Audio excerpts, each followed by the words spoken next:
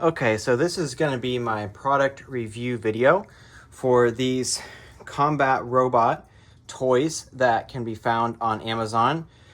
They just recently hit the market, and I'm going to kind of take a look at how they're built and let you guys know what I think. First of all, let me just say that I'm very pleased with the way these guys look and the fact that a company has decided to make a generic combat robot. I think it's great for the sport. I think that this is a great STEM toy for kids, and I'm kind of excited to see how well these robots perform. First of all, these guys are pretty big. They're quite a bit bigger than your standard Hexbug Vex little robots. They are almost as big as an ant weight. This is, I'm actually pretty pleased with that. They have a 3.7 volt lithium ion battery, 500 mAh. You could easily swap that out with a battery with a higher storage capacity. Let's use a little screwdriver they provided and open this up. This is the first time I've tried to use this, so we'll see how it goes. I had to charge the batteries this morning. All right, plenty of space there in the little battery cartridge. That's good to see. Put this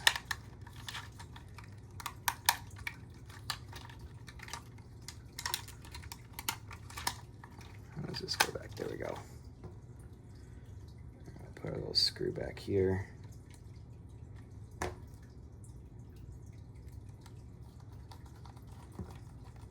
The little screw they included is obviously not anything special, but it's nice they included that. So batteries are not included as far as batteries for the controller. Speaking of which, as soon as I opened up the package, I was kind of impressed by the fact that there is a vibration motor. You can actually see it in there with a little asymmetrical little thing in there to make it vibrate. So I'm guessing that anytime the robot gets hit on its side, which is a little button here, that it's going to make the controller vibrate, which is kind of a cool add. All right, so let's turn our robot on, and we'll turn the controller on. It's vibrating, and we have got it to connect. All right, let's see. What does this button do? That turns on the weapon. Oh, interesting. Okay, so me hitting it made the controller vibrate. When you touch that, it makes it vibrate. See what happens when I hit it third time.